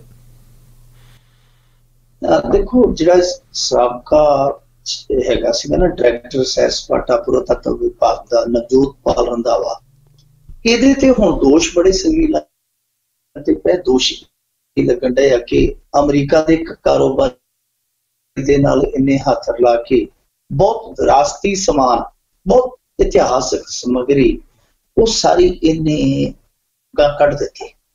ਔਰ ਕਮਾਲ ਦੀ ਗੱਲ ਆ ਕਿ ਜਿਹੜੀ ਇੱਥੋਂ ਕਵਾੜ ਦੇ ਭਾਅ ਇਹ ਸਮੱਗਰੀ ਔਰ ਵਿਰਾਸਤੀ ਬੇਸ਼ਕੀਮਤੀ ਇਸ ਤਰ੍ਹਾਂ ਦੀ ਸਮੱਗਰੀ ਭੇਜੀ ਗਈ ਉਹ ਬਾਹਰ ਜਾ ਕੇ ਨਿਲਾਮੀਆਂ ਦੇ ਵਿੱਚ ਲੱਖਾਂ ਡਾਲਰਾਂ ਦੀ ਯਾਨੀ ਇੱਥੋਂ ਲੱਖਾਂ ਰੁਪਈਆਂ ਚ ਲਾ ਲਓ ਜਿਹੜੀ ਚੀਜ਼ ਕੱਢੀ ਗਈ ਚੋਰੀ ਉਹ ਉੱਥੇ ਜਾ ਕੇ ਲੱਖਾਂ ਡਾਲਰਾਂ ਚ ਨਿਲਾਮ ਕਮਾਈ ਹੋਊਗੀ। ਹੁਣ ਇਸ ਮਾਮਲੇ ਦੀ ਜਾਂਚ ਪੜਤਾਲ ਜਿਹੜੀ ਹੈ ਉਹ DRI ਕੋਲੇ ਆ। DRI ਦਾ ਮਤਲਬ ਹੁੰਦਾ ਡਾਇਰੈਕਟਰ ਰੈਵਨਿਊ ਇੰਟੈਲੀਜੈਂਸ। ਉਹਨਾਂ ਨੇ ਇੱਕ ਚਿੱਠੀ ਲਿਖੀ ਪੰਜਾਬ ਨੂੰ ਕਿ ਤੁਹਾਡੇ ਭਾਈ ਵਿਭਾਗ ਦੇ ਵਿੱਚ ਗੋਲਮਾਲ ਹੋ ਗਿਆ, ਪਰ ਇਹ ਗੋਲਮਾਲ ਦੱਸਦੇ ਕਈ ਸਾਲਾਂ ਤੋਂ ਪਿਛਲੀ ਸਰਕਾਰ ਦੇ ਵਿੱਚ ਚੱਲਦਾ ਰਿਹਾ। ਹੁਣ ਜਿਹੜੀ ਉਹ ਚਿੱਠੀ ਹਾਲੇ ਤੱਕ ਪੰਜਾਬ ਦੇ ਵਿੱਚ ਨਹੀਂ ਪਹੁੰਚੀ, ਪਰ ਨਵਜੋਤ ਸਿੱਧੂ ਕਿਉਂਕਿ ਉਹ ਮੁੰਬਈ ਦੇ ਵਿੱਚ ਹੀ ਰਹਿੰਦਾ, ਮੁੰਬਈ ਦੇ ਵਿੱਚ DRI ਦਾ ਜ਼ਿਆਦਾ ਕੰਮ ਕਰ ਚੱਲਦਾ, ਇਹਦੇ ਸੂਤਰਾਂ ਨੂੰ ਇੱਥੇ ਇਸ ਗੱਲ ਦਾ ਪਤਾ ਲੱਗ ਗਿਆ ਕਿ DRI ਨੇ ਚਿੱਠੀ ਲਿਖੀ ਹੈ। ਇਹਨਾਂ ਨੇ ਨਵਜੋਤ ਸਿੱਧੂ ਨੂੰ ਦੱਸਤਾ। ਨਵਜੋਤ ਸਿੱਧੂ ਪਹਿਲੇ ਤੱਤਾ ਕਾਲਾ ਸੀ ਕਿਉਂਕਿ ਇਹ ਜਿਹੜਾ ਨਵਜੋਤ ਪਾਲ ਰੰਧਾਵਾ ਇਹਨੂੰ ਆਉਂਦਿਆਂ ਹੀ ਨਵਜੋਤ ਸਿੱਧੂ ਨੇ ਚੇਅਰਮੈਨੀ ਤੋਂ ਡਾਇਰੈਕਟਰੀ ਤੋਂ ਲਾ ਦਿੱਤਾ ਸੀਗਾ, ਪਰ ਬਾਅਦ ਦੇ ਵਿੱਚ ਇਹ ਕੈਪਟਨ ਅਮਰਿੰਦਰ ਸਿੰਘ ਕੋਲ ਆਪਣੇ ਪੱਧਰ ਤੇ ਪਹੁੰਚ ਕਰਕੇ ਫਿਰ ਬਹਾਲੀ ਲਿਆਇਆ। ਨਵਜੋਤ ਸਿੱਧੂ ਇਹਦੇ ਵਿੱਚ ਚਿੜਿਆ ਪਿਆ ਸੀ ਬਹੁਤ ਬੁਰੀ ਤਰ੍ਹਾਂ ਕਿ ਇਹ ਕਰਦਾ ਕੀ ਫਿਰਦਾ। ਹਾਲਾਂਕਿ ਨਵਜੋਤ ਸਿੱਧੂ ਨੇ ਉਦੋਂ ਵੀ ਇਹਨੂੰ ਆਪਣਾ ਜ਼ੋਰ ਵਰਤ ਕੇ ਪਾਸੇ ਕਰ ਦਿੱਤਾ ਸੀ, ਪਰ ਇਹਦੇ ਤੇ ਕਿਹੜ ਜ਼ਰੂਰ ਸੀਗੀ ਨਵਜੋਤ ਸਿੱਧੂ ਨੂੰ ਕਿ ਇਹਨੇ ਮੈਨੂੰ ਇੱਕ ਵਾਰੀ ਝੂਠਿਆ ਪਾ ਦਿੱਤਾ। ਹੁਣ ਉਹ ਪੱਤਰ ਜਿਹੜਾ ਸੂਤਰਾਂ ਰਾਹੀਂ ਇਹਦੇ ਕੋਲ ਪਹੁੰਚ ਗਿਆ ਨਵਜੋਤ ਸਿੱਧੂ ਕੋਲ, ਉਹਦੀ ਬਿਨਾਂ ਤੇ ਇਹਨੇ ਕੈਪਟਨ ਅਮਰਿੰਦਰ ਸਿੰਘ ਨੂੰ ਪੱਤਰ ਲਿਖ ਦਿੱਤਾ ਕਿ ਚਿੱਠੀ ਲਿਖ ਦਿੱਤੀ ਆ ਕਿ ਕਿਉਂ ਨਾ ਇਸ ਮਸਲੇ ਦੀ ਜਾਂਚ ਹੈ ਜਿਹੜੀ ਉਹ CBI ਤੋਂ ਕਰਵਾਈ ਜਾਵੇ, ਕਿਉਂਕਿ ਇਸ ਮਸਲੇ ਦੀ ਜਾਂਚ ਹੈ ਜਿਹੜੀ ਉਹ DRI ਕਰਦੀ ਪਈ ਆਲਰੇਡੀ, ਤੇ ਅਸੀਂ ਆਪਣੇ ਪੱਧਰ ਤੇ ਇਹਦੀ ਇਨਵੈਸਟੀਗੇਸ਼ਨ ਹੈ ਜਿਹੜੀ ਉਹ CBI ਦੇ ਹਵਾਲੇ ਕਰ ਦਈਏ। ਸੋ ਅੱਗੇ ਪਤਾ ਨਹੀਂ ਹੁਣ ਕੀ ਬਣਦਾ ਹੈ, ਪਰ ਜਿਹੜਾ ਨਵਜੋਤ ਪਾਲ ਰੰਧਾਵਾ ਇਸ ਸਮੇਂ ਫਸਿਆ ਪਿਆ ਉਹ ਫਸਿਆ ਕਸੂਤਾ ਪਿਆ, ਕਿਉਂਕਿ ਆਪ ਹੀ ਉਹਨੇ DRI ਦੀ ਜਿਹੜੀ ਮੁੱਢਲੀ ਪੁੱਛਗਿੱਛ ਆ ਉਹਦੇ ਚ ਮੰਨਿਆ ਕਿ ਹਾਂ ਉਸ ਕਾਰੋਬਾਰੀ ਨਾਲ ਮੇਰੀ ਨਜ਼ਦੀਕੀ ਸੀ ਔਰ ਮੈਂ ਕੁਝ ਸਮਾਨ ਕਬਾੜ ਦੇ ਭਾਅ ਖਰੀਦ ਕੇ ਉਹਦੇ ਵਿੱਚ ਵੀ। ਤੇ ਕਮਾਲ ਦੀ ਗੱਲ ਇਹ ਵੀ ਉਹ ਦੱਸੀ ਜਾਂਦਾ ਕਿ ਜਿਹੜਾ ਕੈਸ਼ ਲਿਆ, ਕੈਸ਼ ਵੀ ਜਿਹੜਾ ਉਹ ਕਹਿੰਦੇ ਕਿ ਨਗਦੀ ਦੇ ਰੂਪ ਚ ਲਿਆ। ਜੇ ਚੀਜ਼ਾਂ ਸਹੀ ਢੰਗ ਨਾਲ ਤੁਸੀਂ ਵੇਚੀਆਂ ਵੀ ਹੋਣ, ਸਹੀ ਢੰਗ ਦੇ ਨਾਲ ਤੁਸੀਂ ਪ੍ਰਕਿਰਿਆ ਅਧੀਨ ਨਿਲਾਮ ਕਰਕੇ ਅੱਗੇ ਤੋਰੀਆਂ ਵੀ ਹੋਣ, ਪਰ ਕੈਸ਼ ਦੇ ਵਿੱਚ ਇਸ ਤਰ੍ਹਾਂ ਪੈਸਾ ਲੈਣਾ ਉਹ ਬਹੁਤ ਸਵਾਲ ਖੜੇ ਕਰਦਾ ਕਿ ਜੇ ਸਭ ਕੁਝ ਨਿਯਮ ਕਾਇਦੇ ਦੇ ਮੁਤਾਬਕ ਹੁੰਦਾ ਪਿਆ ਸੀ ਤੇ ਫਿਰ ਰਿਕਾਰਡ 'ਚ ਰੱਖਣ ਲਈ ਚੈੱਕ ਲੱਗਣਾ ਚਾਹੀਦਾ ਸੀ, ਕੈਸ਼ ਨਗਦ ਕਿਉਂ ਲਿਆ। ਦੂਜੀ ਗੱਲ ਇਹ ਵੀ ਸਾਹਮਣੇ ਆਉਂਦੀ ਪਈ ਹੈ ਤੇ ਨਵਜੋਤ ਪਾਲ ਰੰਧਾਵਾ ਆਪਣੇ ਮੂੰਹ ਇਸ ਗੱਲ ਨੂੰ ਤਸਲੀਮ ਵੀ ਕਰਦਾ ਕਿ ਉਹ ਇੱਕ ਨਿਲਾਮੀ 'ਚ ਵੀ ਗਿਆ ਸੀ। ਇੱਕ ਨਹੀਂ, ਬਾਅਦ ਦੇ ਵਿੱਚ ਉਹ ਕਹਿੰਦਾ ਕਿ ਹੋਰ ਨਿਲਾਮੀ 'ਚ ਵੀ ਗਿਆ, ਕੋਈ 2 ਨਿਲਾਮੀਆਂ 'ਚ ਗਿਆ ਤੇ ਅਮਰੀਕਾ ਜਾ ਕੇ ਆ। ਕਹਿੰਦਾ ਕਿ ਮੇਰਾ ਤੇ ਉਹਦਾ ਜਿਹੜਾ ਉਹ ਅਮਰੀਕਨ ਵਪਾਰੀ ਆ ਦੋਵਾਂ ਦਾ ਸ਼ੌਂਕ ਸਾਂਝਾ, ਕਿਉਂਕਿ ਉਹ ਵੀ ਪੁਰਾਣੀਆਂ ਚੀਜ਼ਾਂ ਰੱਖਣ ਦਾ ਸ਼ੌਂਕ ਆ ਤੇ ਮੈਂ ਵੀ ਪੁਰਾਣੀਆਂ ਚੀਜ਼ਾਂ ਇਕੱਤਰ ਕਰਨ ਦਾ ਸ਼ੌਂਕ ਰੱਖਦਾ। ਯਾਨੀ ਦੋਵੇਂ ਕਹਿੰਦੇ ਕਿ ਅਸੀਂ ਪੁਰਾਣੀਆਂ ਚੀਜ਼ਾਂ, ਇਤਿਹਾਸਿਕ ਚੀਜ਼ਾਂ ਸੰਭਾਲਦੇ। ਵੈਸੇ ਸੰਭਾਲ ਤੋਂ ਇੱਕ ਚੀਜ਼ ਜਿਹੜੀ ਹੈ ਉਹ ਚਿੱਤੇ ਆ ਗਈ ਕਿ ਦੱਸਦੇ ਆ ਕਿ ਇਸ ਮਸਲੇ ਦੇ ਵਿੱਚ ਜਿਹੜੀਆਂ ਚੀਜ਼ਾਂ ਵੇਚੀਆਂ ਗਈਆਂ ਇਹਦੇ ਚ ਪਟਿਆਲਾ ਮਿਊਜ਼ੀਅਮ ਦਾ ਉਹ ਝੂਮਰ ਵੀ ਉਹਦੇ ਵੀ ਪਕੌੜੇ ਵੱਟ ਦਿੱਤੇ ਗਏ, ਜਿਹੜਾ ਕਿ ਮਹਾਰਾਜਾ ਮਹਿੰਦਰ ਸਿੰਘ ਨੇ ਕੋਲਕਾਤੇ ਤੋਂ ਲਿਆਂਦਾ ਸੀ ਬੈਲ ਗੱਡੀਆਂ ਤੇ ਦਿਖਾ, ਔਰ ਉਹ ਇੱਕ ਨਹੀਂ ਸੀ, ਉਹ ਕਈ ਝੂਮਰ ਸੀਗੇ। ਵੈਸੇ ਉਹ ਦੱਸਦੇ ਕਿ ਦੁਕਾਨ ਹੀ ਮਹਾਰਾਜਾ ਨੇ ਖਰੀਦ ਲਈ ਸੀ। ਉੱਥੋਂ ਜਿਹੜਾ ਦੂਸਰਾ ਸਮਾਨ ਸੀ ਜਾਂ ਝੂਮਰ ਸੀਗੇ ਇਹ ਬੈਲ ਗੱਡੀਆਂ ਤੇ ਬਲਦ ਗੱਡੀਆਂ ਤੇ ਲੱਦ ਕੇ ਇੱਥੇ ਲਿਆਂਦੇ ਗਏ ਸਨ। ਉਹ ਝੂਮਰ ਵੀ ਹੁਣ ਪਤਾ ਨਹੀਂ ਕਿਹੜੇ ਮਹਿਲ ਦੇ ਵਿੱਚ ਝੂਮਰ ਪਾਉਂਦੇ ਹੋਣਗੇ, ਪਤਾ ਨਹੀਂ, ਪਰ ਇੱਥੋਂ ਦੱਸਦੇ ਕਿ ਉਹ ਵੀ ਲਾ ਕੇ ਤੋਰ।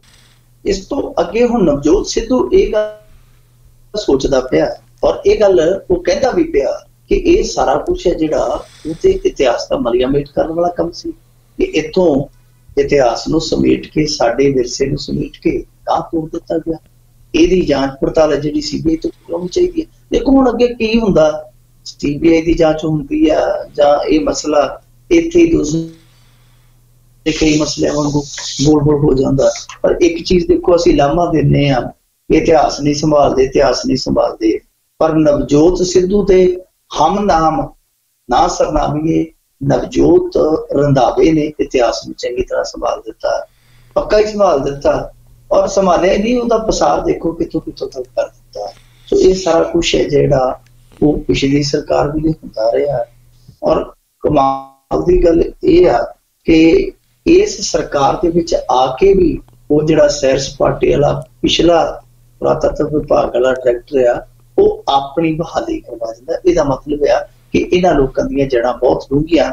ਇਸ ਕਰਕੇ ਜੇ ਅਸੀਂ ਮੰਨ ਕੇ ਚੱਲੀਏ ਇਹ ਤੇ ਜੇ ਹੁਣ ਜਾਲ ਦੇ ਵਿੱਚ ਫਸ ਗਏ ਆ, ਮੇਰੇ ਖਿਆਲ ਦੇ ਨਾਲ ਇਹ ਕਹਿਣਾ ਹਾਲੇ ਬਹੁਤ ਕਾਹਲੀ ਹੈ, ਇਹ ਮੰਨਣਾ ਹਾਲੇ ਬਹੁਤ ਜਲਦੀ ਆ, ਕਿਉਂਕਿ ਇਹੋ ਜਿਹੇ ਲੋਕਾਂ ਦੇ ਕੋਲ ਬਹੁਤ ਸਾਰੀਆਂ ਸਕੀਮਾਂ ਵੀ ਹੁੰਦੀਆਂ ਤੇ ਬਹੁਤ ਸਾਰੇ ਇਹਨਾਂ ਦੇ ਕੋਲ ਦਾਅ ਪੇਚ ਵੀ ਹੁੰਦੇ ਆ, ਬਹੁਤ ਸਾਰੇ ਇਹਨਾਂ ਦੇ ਪਿੱਛੇ ਉਹ ਤਾਕਤਵਰ ਬੰਦੇ ਵੀ ਖੜੇ ਹੁੰਦੇ ਆ ਜਿਹੜੇ ਕਹਿੰਦੇ ਕਿ ਬੱਚਾ ਘਾਬਰੀ ਨਾ, ਤੱਤੀ ਬਾਹਰ ਨਹੀਂ ਨਿਕਲਦਾ।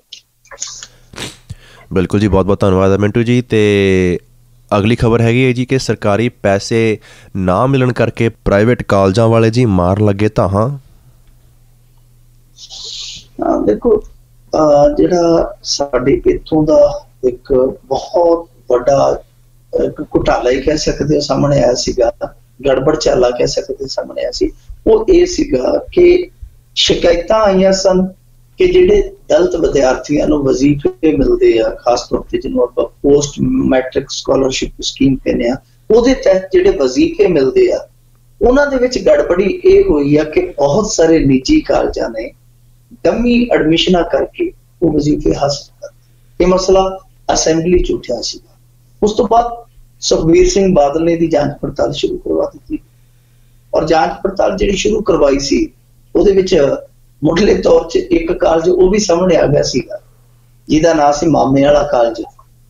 ਮਾਮੇ ਵਾਲਾ ਕਾਲਜ ਕੀ ਸੀਗਾ ਕਿ ਉਹ ਇੱਕ ਮੰਤਰੀ ਦੇ ਮਾਮੇ ਦਾ ਕਾਲਜ ਸੀ ਤੇ ਸਭ ਤੋਂ ਜ਼ਿਆਦਾ ਫਰਜ਼ੀ ਐਡਮਿਸ਼ਨਾਂ ਦੱਸਦੇ ਉੱਥੇ ਫਰਜ਼ੀ ਐਡਮਿਸ਼ਨਾਂ ਇਸ ਪੱਧਰ ਤੇ ਹੋਈਆਂ ਸਨ ਕਿ ਇੱਕ ਥਾਂ ਤੇ ਜੇ ਇੱਕ ਵਿਦਿਆਰਥੀ ਦਾ ਨਾਂ ਬੋਲਦਾ ਸੀ ਰਜਿਸਟਰ ਦੇ ਵਿੱਚ ਜਿਹੜਾ ਸਹੀ ਸੀ, ਉਹੀ ਵਿਦਿਆਰਥੀ ਸੇਮ ਟਾਈਮ ਕਿਸੇ ਦੂਜੇ ਕਾਲਜ ਦੇ ਰਜਿਸਟਰ ਦੇ ਵਿੱਚ ਵੀ ਬੋਲਦਾ ਸੀ, ਉਸੇ ਕਲਾਸ ਦੇ ਵਿੱਚ, ਦੂਜੇ 'ਚ ਨਹੀਂ, ਤੀਜੇ 'ਚ ਵੀ ਉਹਦਾ ਨਾਮ ਪਿਆ ਹੁੰਦਾ ਸੀ। ਯਾਨੀ ਕਾਲਜ ਅੱਗੇ ਤੋਂ ਅੱਗੇ ਇਸ ਤਰ੍ਹਾਂ ਉਹਦੀਆਂ ਜਾਣਕਾਰੀਆਂ ਸ਼ੇਅਰ ਕਰ ਦਿੰਦੇ ਸਨ, ਜੋ ਵੀ ਉਹਦੇ ਕਾਗਜ਼ ਪੱਤਰ ਹੁੰਦੇ ਦੂਸਰੇ ਨੂੰ ਸੌਂਪ ਕੇ ਡਮੀ ਐਡਮਿਸ਼ਨਾਂ ਏਦਾਂ ਚੱਲਦੀਆਂ। ਇਹ ਮਾਮਲਾ ਉਜਾਗਰ ਹੋ ਗਿਆ, ਪਰ ਹੋਇਆ ਕਿ ਉਸ ਤੋਂ ਬਾਅਦ ਜਿਹੜਾ ਪੈਸਾ ਆ ਰਿਹਾ ਸੀ ਪੋਸਟ ਮੈਟ੍ਰਿਕ ਸਕਾਲਰਸ਼ਿਪ ਦਾ ਪੰਜਾਬ ਨੂੰ, ਉਹ ਰੋਕ ਦਿੱਤਾ ਗਿਆ ਕਿਉਂਕਿ ਗੜਬੜੀ ਸੀ ਸਿੱਧੇ ਤੌਰ ਤੇ। ਇਹਦੇ ਵਿੱਚ ਇਹ ਆ ਕਿ 15-16 ਜਿਹੜਾ ਵਿੱਤੀ ਸਾਲ ਸੀ 2015-16, ਉਹਦੇ ਚ ਇਹਨਾਂ ਨੂੰ 20 ਤੋਂ 30% ਪੈਸਾ ਜਿਹੜਾ ਉਹ ਜਾਰੀ ਹੋ ਗਿਆ ਸੀਗਾ ਕਾਲਜਾਂ। ਹੁਣ ਉਹ 20-30% ਪੈਸੇ ਨਾਲ ਗੱਲ ਨਹੀਂ ਬਣਦੀ, ਕਿਉਂਕਿ ਇੱਥੇ ਦੀ ਇੱਕ ਸਕੀਮ ਜਿਹੜੀ ਇਹ ਚੱਲਦੀ ਪਈ ਹੈ ਪੋਸਟ ਮੈਟ੍ਰਿਕ ਸਕਾਲਰਸ਼ਿਪ ਵਾਲੀ, ਇਹਦੇ ਤਹਿਤ ਇਹਨਾਂ ਨੇ ਕਿਹਾ ਕਿ ਜਿਸ ਵਿਦਿਆਰਥੀ ਦੇ ਮਾਪਿਆਂ ਦੀ ਸਾਲਾਨਾ ਆਮਦਨ 2.5 ਲੱਖ ਤੋਂ ਘੱਟ ਆ ਤੇ ਉਹਨਾਂ ਦੇ ਕੋਲੋਂ ਕਾਲਜ ਕੋਈ ਵੀ ਫੀਸ ਨਹੀਂ ਲਏਗਾ, ਉਹ ਸਾਰੀ ਸਰਕਾਰ ਫੀਸ ਪੇ ਕਰੇਗੀ। ਉਹਦੇ ਚ ਕਾਲਜ ਦਾ ਕੋਈ ਵਿਦਿਆਰਥੀ ਦੇ ਨਾਲ ਲੈਣ ਦੇਣ ਨਹੀਂ ਜੀ, ਦਲਿਤ ਵਿਦਿਆਰਥੀ। ਹੁਣ ਦੇਖੋ, ਜਿਹੜੇ ਬਹੁਤ ਪੁਰਾਣੇ ਵਿਦਿਅਕ ਸੰਸਥਾਨ ਚੱਲੇ ਆਉਂਦੇ ਇਮਾਨਦਾਰੀ ਨਾਲ ਕੰਮ ਕਰਦੇ ਆ, ਉਹਨਾਂ ਦੇ ਹਾਲਾਤ ਇਸ ਕਰਕੇ ਵਿਗੜ ਗਏ ਕਿ ਪੈਸਾ ਉਹਨਾਂ ਦਾ ਵੀ ਰੁਕ ਗਿਆ। ਜਿਹੜੇ ਕਾਲਜਾਂ ਨੇ ਹੇਰ ਫੇਰ ਕੀਤੀ, ਪੈਸਾ ਉਹਨਾਂ ਦਾ ਵੀ ਰੁਕ ਗਿਆ, ਸਾਰਿਆਂ ਦਾ ਰੁਕ ਗਿਆ। ਪਰ ਜਿਹੜਾ 15-16 ਚ 20 ਤੋਂ 30% ਪੈਸਾ ਰਿਲੀਜ਼ ਹੋਇਆ, ਉਹਦੇ ਚੋਂ ਵੀ ਉਹ ਕਾਲਜ ਪੈਸਾ ਲੈ ਗਏ ਜਿਹੜੇ ਕਿ ਇਸ ਤਰ੍ਹਾਂ ਦਾ ਕੰਮ ਧੰਦਾ ਕਰਦੇ ਵੀ ਰਹੇ, ਤੇ ਬਾਕੀ ਉਹਨਾਂ ਦੀ ਨਜ਼ਦੀਕੀ ਜਿਹੜੀ ਉਹ ਉਤਲੇ ਘਰਾਂ ਨਾਲ ਸੀ, ਵੱਡਿਆਂ ਘਰਾਂ ਨਾਲ ਸੀਗੇ, ਉਹ ਆਪਣੇ ਜੈਕ ਦੇ ਨਾਲ ਏਦਾਂ ਦੇ ਚੈੱਕ ਲੈ ਗਏ। ਪਰ ਜਿਹੜੇ ਕਾਲਜ ਇਮਾਨਦਾਰੀ ਨਾਲ ਕੰਮ ਕਰਦੇ ਸਨ ਉਹ ਤੇ ਇਸ ਪਾਸੋਂ ਵੀ ਲੈ ਗਏ। ਹੁਣ ਨੌਬਤ ਇੱਥੋਂ ਤੱਕ ਆ ਗਈ ਆ ਕਿ ਕੁਝ ਕਾਲਜ ਜਿਹੜੇ ਉਹ ਬਿਲਕੁਲ ਬੰਦ ਹੋਣ ਦੇ ਕਗਾਰ ਤੇ ਆ ਗਏ ਕਿਉਂਕਿ ਪੈਸਾ ਬਹੁਤ ਫਸਿਆ ਪਿਆ।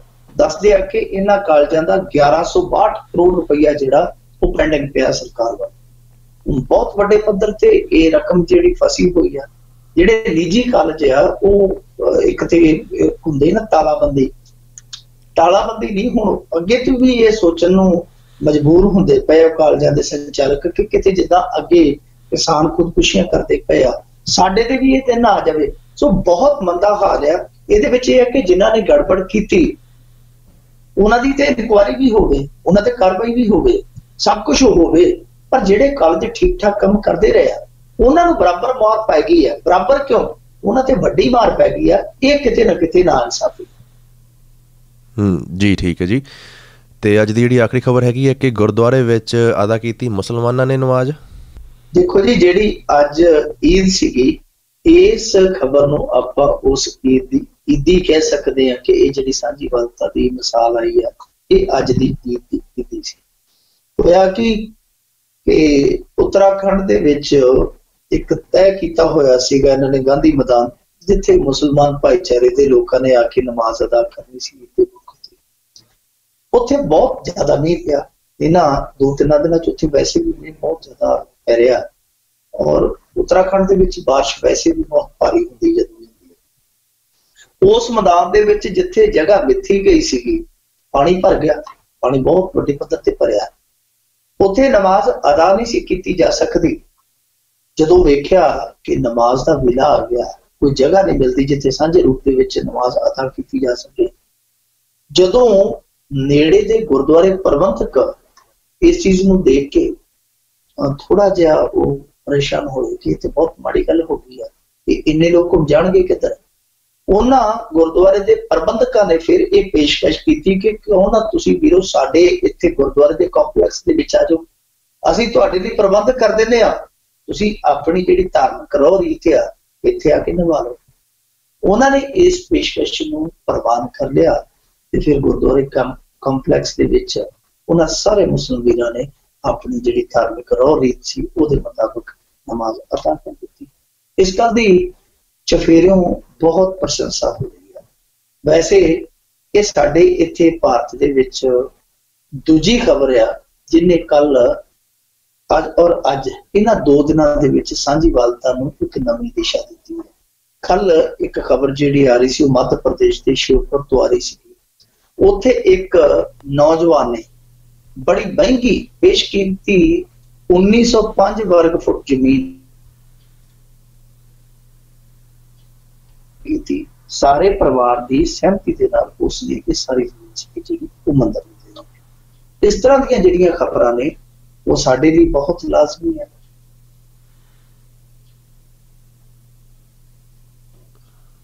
ਕਿਉਂਕਿ ਜਿਸ ਤਰ੍ਹਾਂ ਦੀ ਇੱਥੇ ਸਿਆਸਤ ਚੱਲਦੀ ਪਈ ਹੈ ਉਹਦੇ ਵਿੱਚ ਇਸ ਤਰ੍ਹਾਂ ਦੀਆਂ ਖਬਰਾਂ, ਸਾਂਝੀਵਾਲਤਾ ਦੀਆਂ ਜਿਹੜੀਆਂ ਖਬਰਾਂ ਹੁੰਦੀਆਂ ਉਹ ਬਹੁਤ ਖੁਸ਼ਗਵਾਰ ਗੱਲ ਆ। ਸੋ ਅਸੀਂ ਉਮੀਦ ਕਰਦੇ ਹਾਂ, ਉਮੀਦ ਕੀ ਦੁਆ ਵੀ ਕਰਦੇ ਹਾਂ ਕਿ ਇਸ ਤਰ੍ਹਾਂ ਦੀਆਂ ਸਾਂਝੀਵਾਲਤਾ ਨੂੰ ਮਜ਼ਬੂਤ ਕਰਨ ਵਾਲੀਆਂ ਖਬਰਾਂ ਜਿਹੜੀਆਂ ਉਹਨਾਂ ਦਾ ਕਦੇ ਕਾਲ ਨਾ ਪਵੇ। ਬਿਲਕੁਲ ਜੀ, ਬਹੁਤ ਬਹੁਤ ਧੰਨਵਾਦ ਮਿੰਟੂ ਜੀ ਅੱਜ ਦੇ ਪ੍ਰੋਗਰਾਮ ਦੇ ਵਿੱਚ ਹਾਜ਼ਰੀ ਭਰਨ ਦੇ ਲਈ, ਤੇ ਅਗਲੇ ਬੁਲੇਟਿਨ ਤੱਕ ਸਤਿ ਸ਼੍ਰੀ ਅਕਾਲ ਜੀ। ਤੇ ਸਰੋਤਿਓ, ਅੱਜ ਦਾ ਪ੍ਰੋਗਰਾਮ ਇੱਥੇ ਹੀ ਸਮਾਪਤ ਹੁੰਦਾ ਹੈ। ਕਿਸੇ ਵੀ ਤਰ੍ਹਾਂ ਦੀ ਫੀਡਬੈਕ ਵਾਸਤੇ ਕਾਲ ਕਰ ਸਕਦੇ ਹੋ 408 272 5200 ਫੋਨ ਨੰਬਰ ਦੇ ਉੱਤੇ, ਜਾਂ ਈਮੇਲ ਕਰ ਸਕਦੇ ਹੋ info@punjabiradiousa.com ਤੇ। ਫਿਲਹਾਲ ਜੀ ਮੈਨੂੰ ਵੀ ਦਿਓ ਇਜਾਜ਼ਤ। ਮੇਰੇ ਵੱਲੋਂ ਆਪ ਸਭ ਨੂੰ ਬਹੁਤ ਪਿਆਰ ਭਰੀ ਸਤਿ ਸ਼੍ਰੀ ਅਕਾਲ ਤੇ ਸੁਣਦੇ ਰਹੋ ਪੰਜਾਬੀ ਰੇਡੀਓ USA।